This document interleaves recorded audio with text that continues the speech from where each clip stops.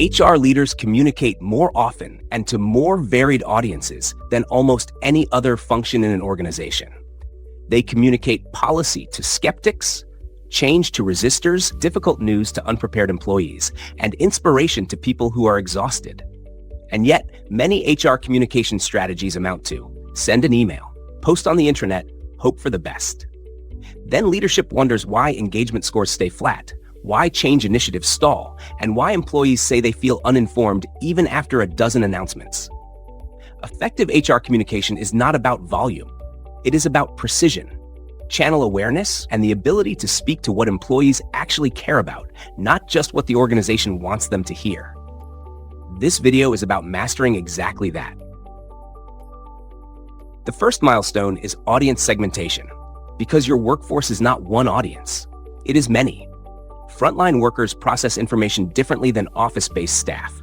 New hires have entirely different informational needs than 10-year veterans.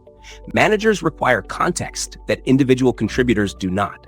An HR message that speaks to everyone equally speaks effectively to no one. Best practice HR communication begins with workforce segmentation, mapping who your key audiences are, what they care about, what their primary concerns will be around any given message, and what communication channels they actually use and trust. This is not complicated, but it is almost universally skipped in favor of broad blast communication. Segment first, customize second, then communicate. The second milestone is message architecture, building the structure of an HR communication to serve its purpose. Every major HR communication, whether announcing a benefits change, rolling out a new performance management system, or addressing an organizational restructuring, should be built around three components. First, the what, a clear, unambiguous statement of what is happening.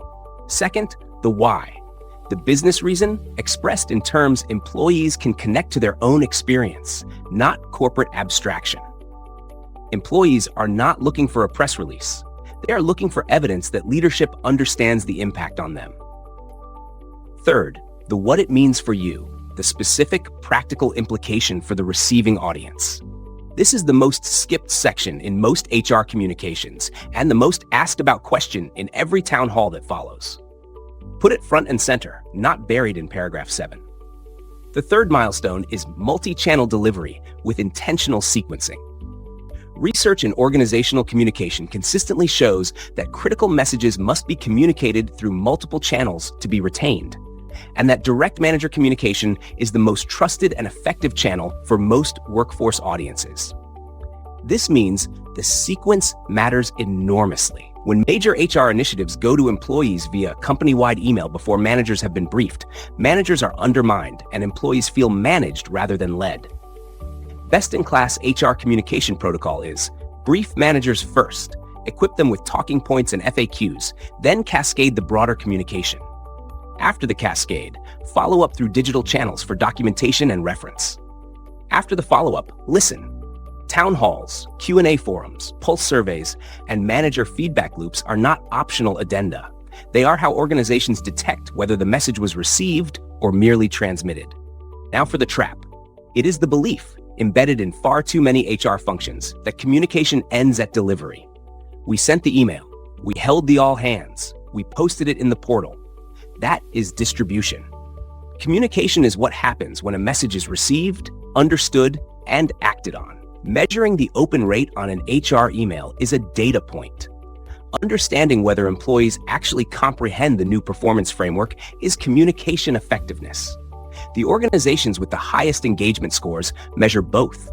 They survey not for sentiment, but for comprehension, and then they close the gaps they discover. The HR leader who masters communication does not just inform a workforce, they shape one. The confidence that comes from consistent, honest, well-structured communication builds the organizational trust that makes every other HR initiative more effective. Change is accepted more readily. Difficult news is processed more constructively. Policies are followed more voluntarily because employees feel treated as intelligent adults, not managed as risks. A workforce that trusts its HR function is a workforce that can move faster, adapt better, and hold together when things get hard. Your go-do, pull up the last significant HR communication your organization sent. Ask 3 employees who received it what the "what it means for you" message was. If their answers vary widely, or if they cannot answer, that is your gap. And closing it starts with the 3-component message architecture covered here. If communicating with your team is something you want to master beyond HR initiatives, the video on active listening and communication essentials builds directly on this foundation. That one is next. A critical but often overlooked element of HR communication is what communication researchers call the social architecture of messages, the unspoken signals embedded in how, when, and through whom communication is delivered, beyond the literal content of what is said. When a major benefits change is announced through a perfunctory email on a Friday afternoon with minimal notice, the what of the communication is the benefits change. The how communicates that leadership did not consider the impact on employees worth significant deliberation. When the same announcement is preceded by manager briefings, followed by a town hall, and supported by a resource portal and a dedicated questions mechanism, the same content carries an entirely different organizational message. You matter enough for us to invest in how this lands for you. This social architecture of communication has measurable effects. Research in organizational behavior consistently finds that employees who feel informed and respected during significant organizational changes, not just told, demonstrate higher engagement, lower resistance, and faster adaptation than those who feel communication was done to them rather than with them. The channel is part of the message. The timing is part of the message. The tone is part of the message. HR leaders who internalize this shift their entire communication design process from what needs to be said to what experience needs to be created. There is one more communication situation that HR leaders face with some regularity that deserves specific preparation. Difficult news that requires honest delivery. Restructuring announcements, policy changes that reduce benefits or flexibility, or organizational decisions that will be received with frustration or grief. The instinct is to soften these messages, to bury the difficult truth in qualifications and positive framing. The research on difficult message delivery is clear. This instinct is wrong. Recipients process difficult news faster, recover more quickly, and feel more respected when the difficult truth is communicated directly and early, with genuine empathy and clear explanation.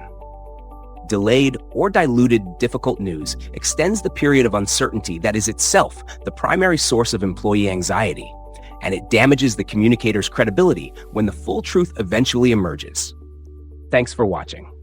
If you found this useful, hit like and subscribe to our channel for more practical insights. And if you're ready to go further, check out the next video on your screen.